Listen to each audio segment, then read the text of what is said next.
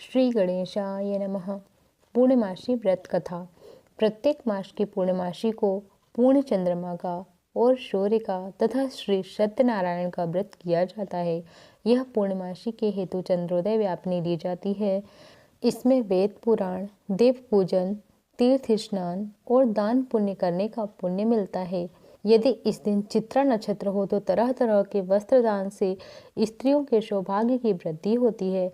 संतान की प्राप्ति व सौभाग्य आदि के लिए स्त्रियों को द्वात्रिशत अर्थात 32 पूर्णमासियों का व्रत करना चाहिए।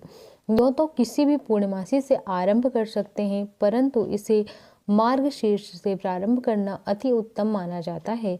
अंत में उद्यापन भी करना चाहिए। पूजन विधि। पूर्णमासी व्रत धारण करने वाले पुरुषों व स्त्रियों को प्रातः काल 4 बजे ब्रह्म मुहूर्त में उठकर स्नान आदि करके संध्या पूजा तथा नित्य कर्म करना चाहिए। तत्पश्चात पवित्र स्थान में आटे से चौक पूरकर केले का मंडप बनाकर शिव पार्वती की पार्थिव प्रतिमा अर्थात मिट्टी की मूर्ति बनाकर स्थापित करें। उसके बाद नवीन वस्त्र पहनकर आसन पर पूर्व दिशा की ओर मुख करके बैठें तथा 10 कला आदि के उच्चारण के साथ हाथ में जल लेकर संकल्प करें। उसके अनंतर श्री गणेश जी का आवाहन एवं पूजन करें।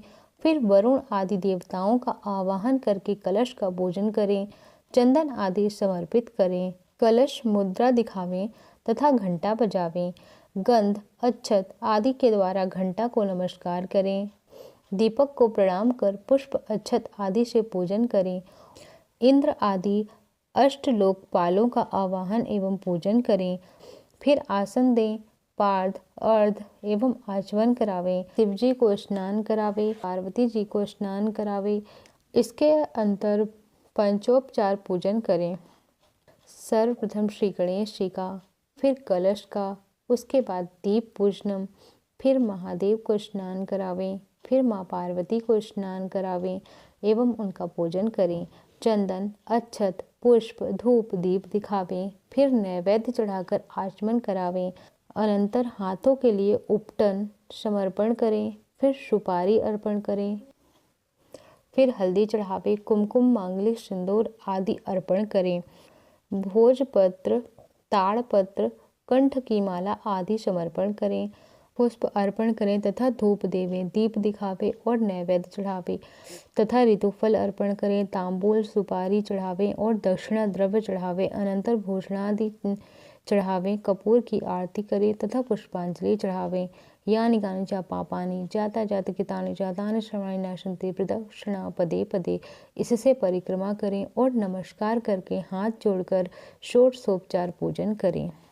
इति श्री पूर्णमासी व्रत पूजन विधि संपूर्णम।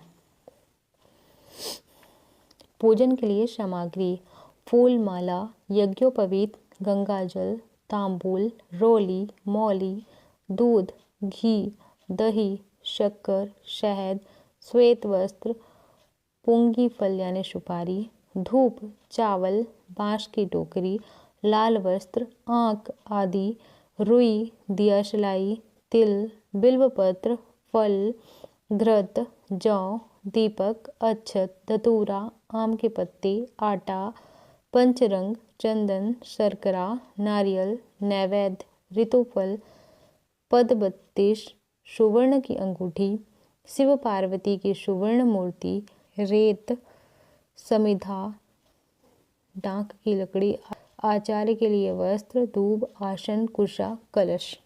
अथ पूर्णमासी व्रत की कथा।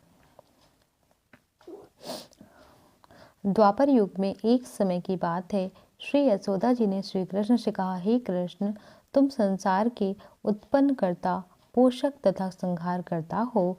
आज कोई ऐसा व्रत मुझसे कहो जिसके करने से मृत्युलोक में स्त्रियों को विधवा होने का भय न रहे तथा वह व्रत सभी मनुष्यों की मनोकामनाओं को पूर्ण करने वाला हो।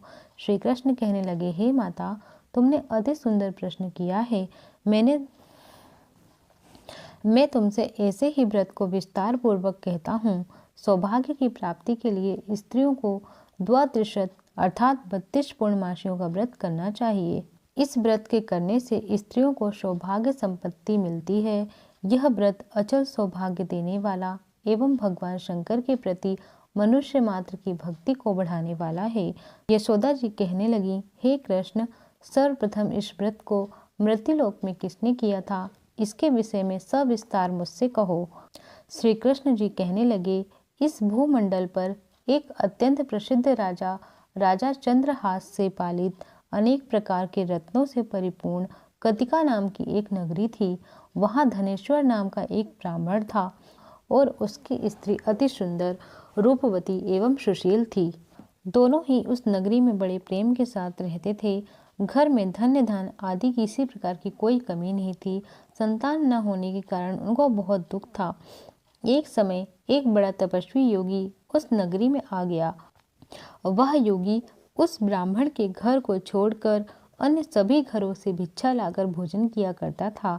उस योगी ने एक दिन रूपवती से भिक्षा न लेकर किसी अन्य घर से भिक्षा लेकर गंगा के किनारे भिक्षा अन्न को प्रेम पूर्वक खा रहा था कि धनेश्वर ने योगी का यह सब कार्य किसी प्रकार से देख लिया।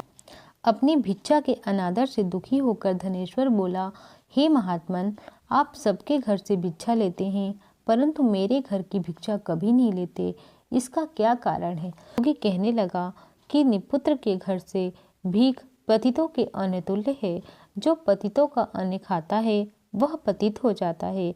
चूंकि तुम निपुत्र हो, अतः पतित हो जाने के भय से मैं तुम्हारे घर की भिक्षा नहीं लेता हूँ। धनेश्वर यह बात सुनकर अपने मन में बहुत दुखी हुआ और हाथ जोड़कर योगी के पैरों पर गिर पड़ा तथा कहने लगा, हे महाराज, यदि ऐसा है तो आप मुझको पुत्र प्राप्ति का उपाय बतलाइए। आप सर्वज्ञ हैं, मुझ पर अवश्य ही कृपा कीजिए। धन की मेरे पास में कोई कमी नहीं है, परंतु पुत्र न होने के कारण मैं अत्यंत दुखी हूँ। आप मेरे इस दुख को दूर कीजिए। आप सामर्थ्यवान हैं। यह सुनकर योगी कहने लगे, हे ब्राह्मण, तुम चंडी की आराधना करो। घर आकर उसने अपनी स्त्री से सब वृतांत कहा और स्वयं तप के निमित्त वन में चला गया। वन में जाकर उसने चंडी की उपासना की और उपवास किया। चंडी ने 16वें दिन उसको स्वप्न में दर्शन दिया और कहा, हे धनेश्वर, जा, तेरे पुत्र होगा, परंतु 16 वर्ष की आयु में उसकी मृत्यु हो जाएगी। यदि तुम दोनों स्त्री पुरुष 32 पूर्णमासियों का व्रत विधि पूर्वक करोगे तो वह दीर्घायु हो जाएगा। अपनी शक्ति सामर्थ्य के अनुसार आटे के दिए बनाकर शिवजी का पूजन करना, परंतु पूर्णमासी तो 32 हो जानी चाहिए। प्रातः काल होने पर इस स्थान के समीप ही तुमको एक आम का वृक्ष दिखाई देगा। उस पर तुम चढ़कर एक फल तोड़कर शीघ्र अपने घर चले जाना। अपनी स्त्री से सब वृतांत कहना। ऋतु स्नान के पश्चात वह स्वच्छ होकर श्री शंकर जी का ध्यान करके उस फल को खा लेगी। तब शंकर भगवान की कृपा से उसको गर्भ हो जाएगा। जब वह ब्राह्मण प्रातः काल उठा तो उसने उस स्थान पर एक आम का वृक्ष देखा जिस पर एक अत्यंत सुंदर आम का फल लगा हुआ था। उस ब्राह्मण ने उस आम के वृक्ष पर चढ़कर उस फल को तोड़ने का प्रयत्न किया, परंतु वृक्ष पर कई बार प्रयत्न करने पर भी वह न चढ़ पाया। तब तो उस ब्राह्मण को बहुत ही चिंता उत्पन्न हुई और विघ्न विनाशक श्री गणेश जी की वंदना करने लगा। हे दयानिधि, हे दया सिंधु, अपने भक्तों के विघ्नों का नाश करने वाले, उनके मंगल कार्य को करने वाले, दुष्टों का नाश करने वाले, रिद्धि सिद्धि को देने वाले, आप मुझ पर कृपा करके इतना बल देवें कि मैं अपने मनोरथ को पूर्ण कर सकूं। इस प्रकार श्री गणेश जी की प्रार्थना करने पर उनकी कृपा से धनेश्वर वृक्ष पर चढ़ गया और उसने एक अति सुंदर आम के फल को देखा। उसने सोचा कि जो वरदान से फल मिला था वह यही है, क्योंकि और कोई फल यहाँ दिखाई नहीं देता। उस धनेश्वर ब्राह्मण ने जल्दी से उस फल को तोड़कर अपने स्त्री को लाकर दे दिया और उसकी स्त्री ने अपने पति के कथनानुसार फल को खा लिया। वह गर्भवती हो गई। देवी की असीम कृपा से एक अत्यंत सुंदर पुत्र उत्पन्न हुआ जिसका नाम उन्होंने देवदास रखा। माता पिता के हर्ष और शोक के साथ वह बालक शुक्ल पक्ष के चंद्रमा की भांति अपने पिता के घर में बढ़ने लगा। भवानी की कृपा से वह बालक बहुत ही सुंदर, सुशील और विद्या पढ़ने में बहुत ही निपुण हो गया। दुर्गा जी की आज्ञा अनुसार उसकी माता ने 32 पूर्णमासी का व्रत रखना प्रारंभ कर दिया, जिससे उसका पुत्र दीर्घायु बड़ी आयु वाला हो जाए। 16वां वर्ष लगते ही देवदास के माता पिता को बड़ी चिंता हो गई कि कहीं उनके पुत्र की इस वर्ष मृत्यु न हो जाए। इसलिए उन्होंने अपने मन में विचार किया कि यदि यह दुर्घटना उनके सामने हो गई तो वे इसे कैसे सहन कर सकेंगे। अस्तु उन्होंने देवदास के मामा को बुलाकर कहा कि हमारी इच्छा है कि देवदास 1 वर्ष तक काशी में जाकर विद्या अध्ययन करें और हम उसको अकेला भी नहीं छोड़ना चाहते। इसलिए इसके साथ तुम चले जाओ और 1 वर्ष बाद इसको लौटा कर ले आना। सब प्रबंध करके उसके माता पिता ने काशी जाने के लिए देवदास को एक घोड़े पर बिठाकर उसके मामा को उसके साथ कर दिया। किंतु यह सब बात उसके मामा या किसी अन्य से नहीं कही। धनेश्वर ने सपत्नीक अपने पुत्र की मंगल कामना तथा दीर्घायु के लिए भगवती दुर्गा की आराधना और पूर्णमासियों का व्रत करना आरंभ कर दिया। इस प्रकार बराबर 32 पूर्णमासी का व्रत पूरा किया। कुछ समय बाद एक दिन वह दोनों मामा और भांजे मार्ग में रात्रि बिताने के लिए किसी ग्राम में ठहरे हुए थे। उसी दिन गांव में एक ब्राह्मण की अत्यंत सुंदर, सुशील, विदुषी और गुणवती कन्या का विवाह होने वाला था। जिस धर्मशाला के अंदर वर और उसकी बारात ठहरी हुई थी, उसी धर्मशाला में देवदास और उसके मामा भी ठहरे हुए थे। संयोगवश जब कन्या को तेल आदि चढ़ाकर मंडप आदि का कृत्य किया गया तो लग्न के समय वर को धनुर्वात हो गया। अस्तु वर के पिता ने अपने कुटुंबियों से परामर्श करके निश्चय किया कि यह देवदास मेरे पुत्र जैसा ही सुंदर है, मैं इसके साथ ही लग्न करा दूंगा और बाद में विवाह के अन्य कार्य मेरे लड़के के साथ हो जाएंगे। ऐसा सोचकर देवदास के मामा से जाकर बोला कि तुम थोड़ी देर के लिए अपने भांजे को हमें दे दो, जिससे विवाह के लग्न का सब कृत्य सुचारू रूप से हो सके। तब उसका मामा कहने लगा कि जो कुछ भी मुतपर्क आदि कन्यादान के समय वर को मिले वह सब हमें दे दिया जाए, तो मेरा भांजा इस बारात का दूल्हा बन जाएगा। यह बात वर के पिता को स्वीकार कर लेने पर उसने अपना भांजा वर बनाने के लिए भेज दिया और उसके साथ विवाह कार्य सब रात्रि में विधि पूर्वक संपन्न हो गया। पत्नी के साथ वह भोजन न कर सका और अपने मन में सोचने लगा कि ना जाने यह किसकी स्त्री होगी। वह एकांत में इसी सोच में गर्म निश्वास छोड़ने लगा। उसकी आंखों में आंसू आ गए। तब वधू ने पूछा कि क्या बात है, आप इतने उदासीन व दुखी क्यों हो रहे हो। तब उसने सब बात जो वर के पिता और उसके मामा के बीच हुई थी वह सब बतला दी। तब कन्या कहने लगी कि यह ब्रह्म विवाह के विपरीत कैसे हो सकता है। देव, ब्राह्मण और अग्नि के सामने मैंने आपको ही अपना पति बनाया है, इसलिए आप ही मेरे पति हैं। मैं आपकी ही पत्नी रहूंगी, किसी अन्य की कदापि नहीं। तब देवदास ने कहा, ऐसा मत करिए, क्योंकि मेरी आयु बहुत कम है। मेरे बाद आपकी क्या गति होगी। पहले इन सब बातों को अच्छी तरह विचार कर लो। परंतु वह दृढ़ विचार वाली थी। बोली कि जो आपकी गति होगी वही मेरी गति होगी। हे स्वामिन, आप उठिए और भोजन करिए, निश्चय ही भूखे होंगे। इसके बाद देवदास और उसकी पत्नी ने भोजन किया और शेष रात्रि भर वे सोते रहे। प्रातःकाल 4 बजे देवदास ने अपनी पत्नी को 3 नगों से जड़ी एक अंगूठी दी, एक रुमाल दिया और बोला, हे प्रिय, इसे लो और संकेत समझकर स्थिर चित हो जाओ। मेरा मरण और जीवन जानने के लिए एक पुष्प वाटिका बना लो, उसमें सुगंधित पुष्प वाली 9 मालिका लगा लो, उसको प्रतिदिन जल से सींचा करो और आनंद के साथ खेलो कूदो तथा उत्सव मनाओ। जिस समय और जिस दिन मेरा प्राणांत होगा ये फूल सूख जाएंगे। जब ये फिर हरे भरे हो जाएं, तो जान लेना कि मैं जीवित हूँ। यह बात निश्चय करके समझ लेना, इसमें कोई संशय नहीं है। यह समझाकर वह चला गया। प्रातःकाल होते ही वहां पर गाजे बाजे बजने लगे और इस समय विवाह कार्य समाप्त करने के लिए वर तथा सब बाराती मंडप में आए। तो कन्या ने वर को भली प्रकार देखकर अपने पिता से कहा कि ये मेरा पति नहीं है, जिसके साथ रात्रि को मेरा पाणी ग्रहण हुआ था, इसके साथ मेरा विवाह नहीं हुआ है। यदि यही है तो बताएं कि इससे मैंने क्या दिया। मुद्दपर्क व कन्यादान के समय जो भी भूषण आदि दिए हैं उन्हें दिखाएं तथा रात्रि में मैंने इसे जो गुप्त बातें कही वह सब सुनावे।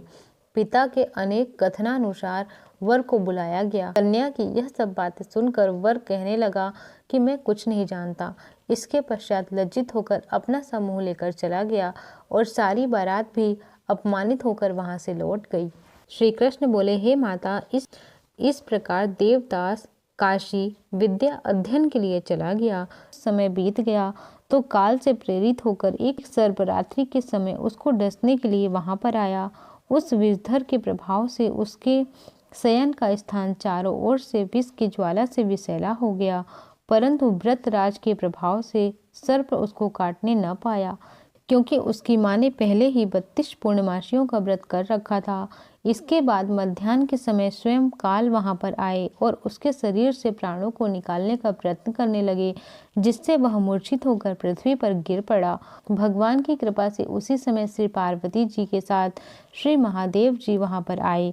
उसकी मूर्छित दशा को देखकर श्री पार्वती जी भगवान शंकर जी से प्रार्थना करके कहने लगी, हे महाराज, इस बालक की माता ने पहले ही 32 पूर्णमासी का व्रत किया था। इसके प्रभाव से हे भगवान, आप इसको प्राणदान दें। भवानी के कहने पर भक्त वत्सल भगवान श्री शिव जी ने उसको प्राणदान दे दिया। इस व्रत के प्रभाव से ही काल मृत्यु को छोड़ देना पड़ा और वह स्वस्थ होकर बैठ गया। उधर उसकी स्त्री उसके काल की प्रतीक्षा किया करती थी।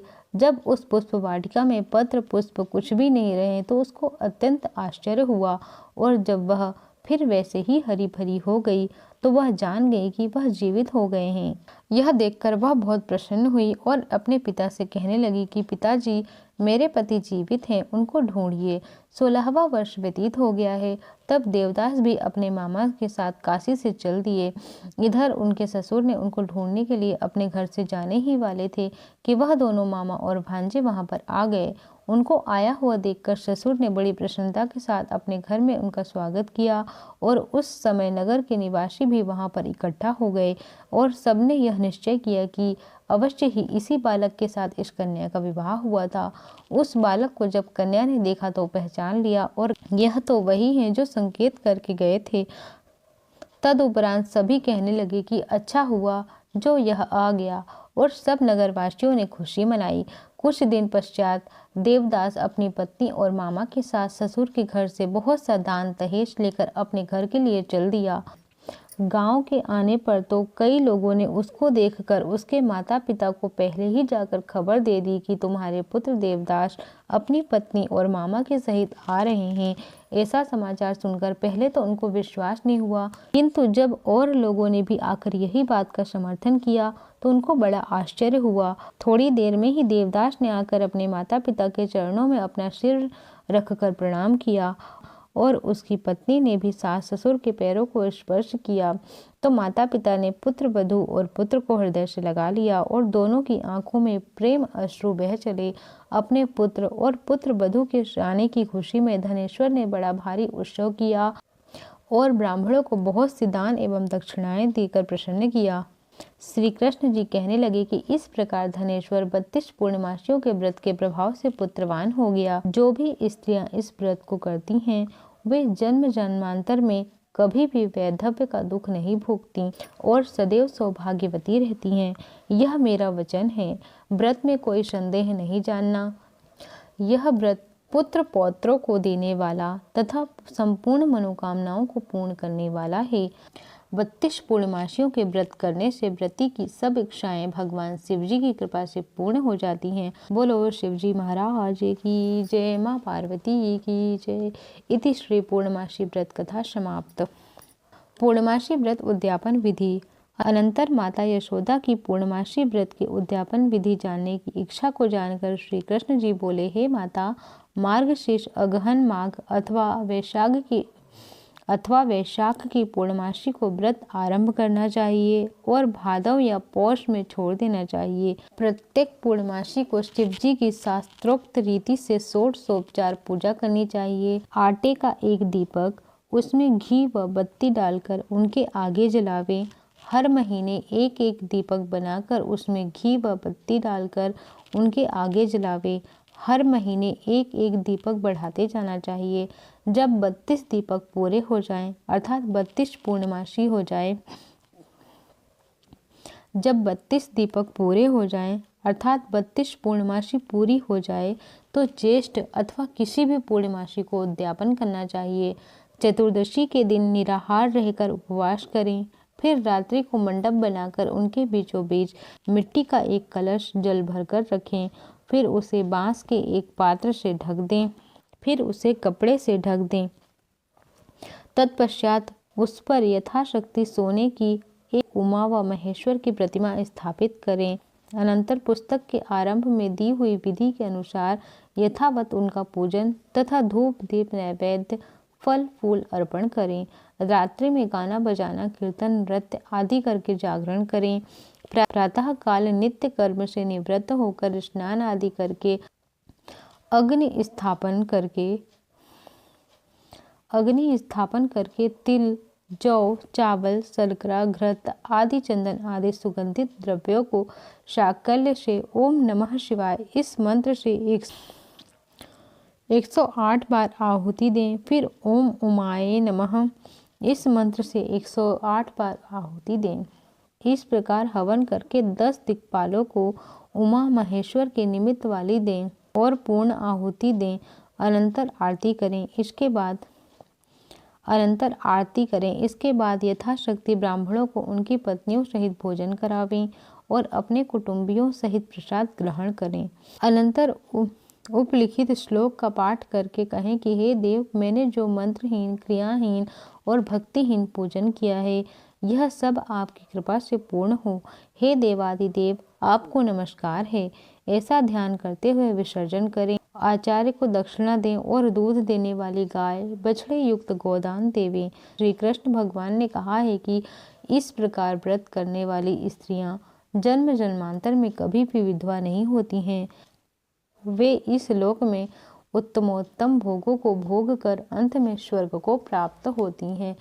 इति श्री पूर्णमासी व्रत उद्यापन विधि समाप्तम। बोलो शिवजी महाराज की जय, मैया पार्वती की जय।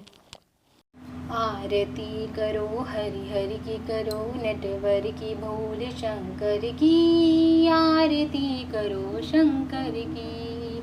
सिर पर शशि का मुकुट सवारे, तारों की पायल झनकारे। धरती अंबर डोले, तांडव लीला से नटवर की। आरती करो शंकर की। आरती करो हरि हरि की करो, नटवर की भोले शंकर की। आरती करो शंकर की। फन का हार पहनने वाले, शंभु हैं जग के रखवाले। शकल चराचर नाचे, उंगली पर विषधर की। आरती करो शंकर की। आरती करो हरि हरि की करो, नटवर की भोले शंकर की। आरती करो शंकर की। महादेव जय जय शिव शंकर, जय गंगाधर जय डमरूधर। हे देवों के देव मिटाओ तुम विपदा हर मन की। आरती करो शंकर की। आरती करो हरि हरि की करो, नटवर की भोले शंकर की। आरती करो शंकर की। बोलो महादेव शिव शंकर की जय, उमा पार्वती की जय।